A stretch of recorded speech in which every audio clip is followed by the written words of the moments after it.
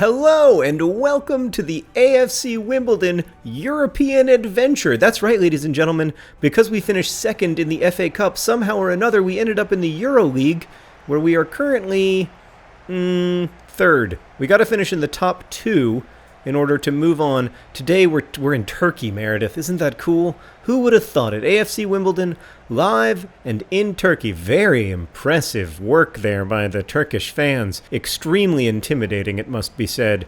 I am a little bit... we're not as good as these teams, is the only way I can put it. We play in the second tier of English football, and we're lucky. They've got players like Maicon. This is going to be an absolute slaughter. Okay. So today I'm talking, I'm solving problems. I'm in the business of solving your problems. Today's problem comes from, and I'm sorry if I mispronounce your name, Grasvidas? Grasvidas? That's my guess. My problem is that I'm afraid to ask for a raise after a few mistakes I've made, but I still think I deserve it. As you can see, we got Hodor in goal, holding the door. We've got Oshulaja and Charles as our central rock in defense. Vinny Thrills back, as well as Oreo Baskets. He eats what he wants. And John Green up front. I thought about playing the young guns, Solanke and Will Grigg up front, but then I thought, no, the stakes are too high here. It's not, and also, don't we all feel like John Green have earned the right to play in Europe? This is such a special thing. To be in a European competition, playing this far away from home, the thrill of taking chartered flights and everything. So I wanted those boys to be able to enjoy it together. They've been through so much. So, yeah, here we are. We'll see how it goes. I mean, so far we've had a lot of possession, but from what I understand, that and 50 cents will buy you a Coke. Probably not anymore. That used to be a saying, though, when I was a kid. Anyway, you want to ask for a raise. You've made some mistakes at your job, but you still think you deserve the raise. So I have been in both the position of being asked for a raise and asking for a raise, and it's uncomfortable. Like, it's inherently weird to go in to your boss and say, I want to be paid more. It's weird, but it's not something that any good boss is going to hold against you. Now, it may be that it may be that somebody really can't give you a raise and they're going to say no. But I don't think that at any healthy company that's going to be held against you. And it's a pretty good possibility, especially if you can go in and make the case for your value to the company, to the team of people you work with. If you can go in and make that case effectively, there's a very good chance that you will get the raise. And if you feel like you deserve it, I see no reason not to just go for it. I know it's hard. You're probably gonna have to psych yourself up. You're probably gonna feel a little nauseated walking in there. And I'm not saying that it's gonna be easy, but I think you should do it. And you've messed a few things up at work. I think most people have messed things up at work. Hodor. Magnificent. I know I've messed a lot of things up at work. I've caused some big problems. But I still think that I have value to this team. So, yeah, that's what I'd say about that. As for, when I say adding value, what am I talking about?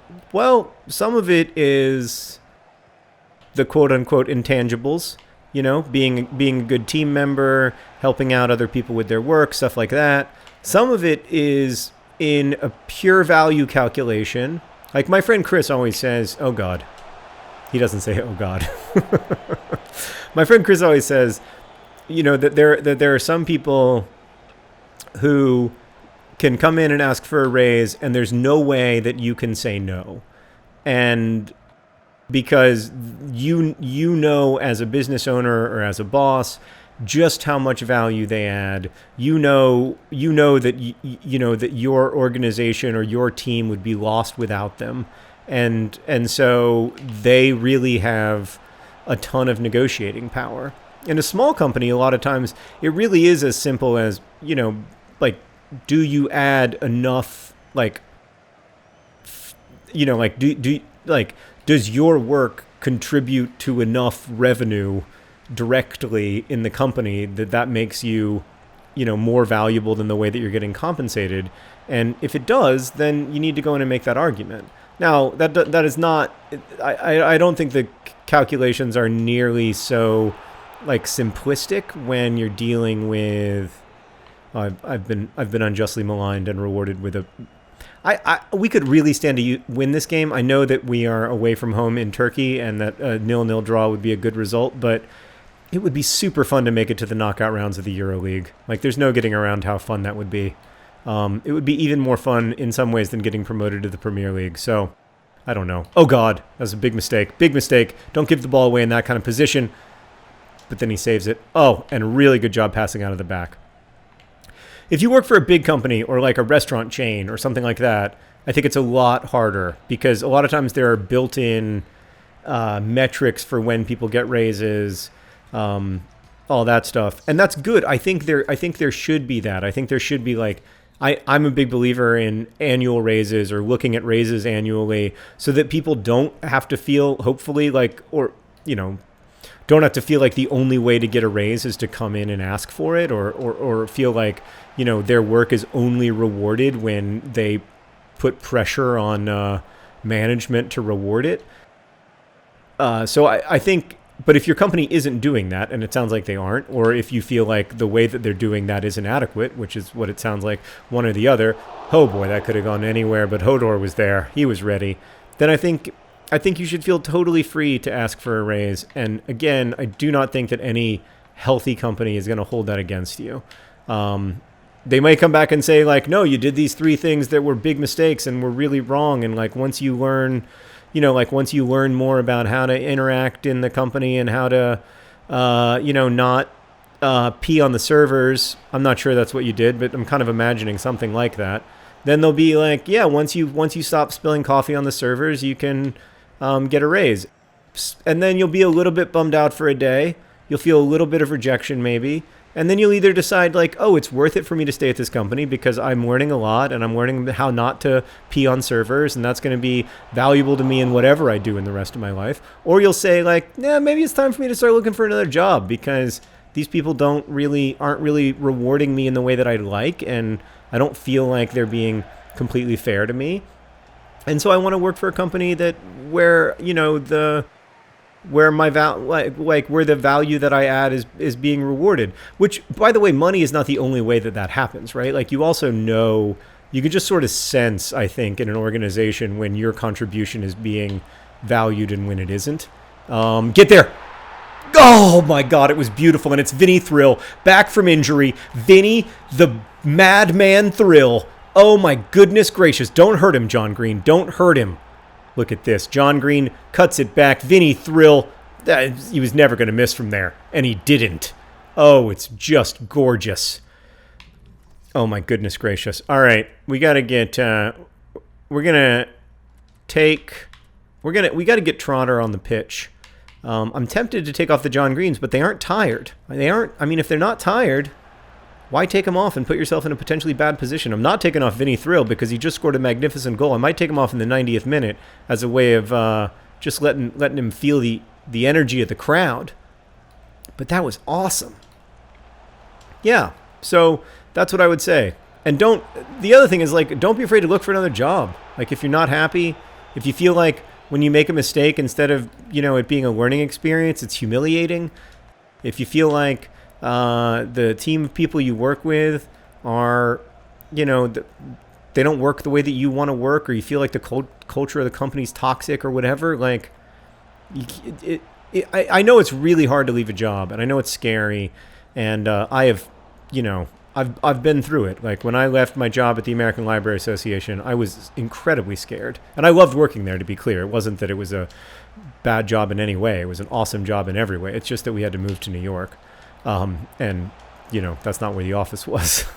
But it's really scary. It's really scary to leave a job because you don't know if, even if you're taking a new job, you don't know if it's going to be worse, right? Like, there's always the possibility that you're going to be like, oh man, like, I didn't know how good I had it at that other place.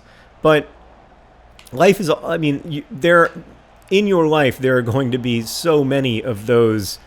There are going to be so many of those risks. There's going to be so many of those times when you don't have all the information, but you make the best decision that you can with the information that you have, and you got to be nice to yourself about those decisions. Like, all you can do is your best, and there is no such thing as a perfect decision in any of these situations, because you can't make a perfect decision if you don't have a complete information set, and you never have a complete information set in these situations. So it's like it's an endlessly repeating loop. Speaking of endlessly repeating loops, Hodor saves the game. He saves the game for us. He holds the door. It's immense. I'm taking off Vinny Thrill. Hodor. Oh my gosh. Okay, should I bring on another center back? Is that crazy? I'm taking off Kennedy. I'm bringing on Big Will Nightingale. He's big and strong and tall. Nope, I'm bringing on Cuesta. He's even bigger and stronger and taller. Okay, that's what I'm doing. All right, let's hold the door, guys. Let's hold the door. Come on. Doesn't everybody make 3 substitutions all at once just before a corner kick? I believe that's how you do it, according to the pros. I'll be honest with you guys. I didn't pass out of the back in that situation. That's how desperate I am to win this game. So anyway, I wish you luck, and know that whatever decision you make, you can never know for sure that it's the right one or the wrong one. Get it to John Green. Get it to your husband. Shoot! Oh my God, we're going to win 2-0. We're going to win 2-0. What is this? Oh, you're stirring the pot, I believe, if I'm not mistaken. I believe you've stirred the pot. You've announced yourself to the EuroLeague as the leading John Green, currently playing for AFC Wimbledon. It's magnificent, right into the corner. There was absolutely nothing the keeper could do. He dove as soon as he could, but that's a great finish. We're going to win 2-0. John Green, Nate Bennett, and Vinny Thrill with the goals. Oh my gosh, I'm good at FIFA. I've gotten good at FIFA. I'm properly good. Just in time for the new frickin' game to come out and me to be bad again. All right. Didn't mean to be negative there at the end. We did it. I mean, I think that we're close. It doesn't mean that we're moving on in the EuroLeague at all. There's still 2 games left to play. But we just won a game away from home, which is a BFD.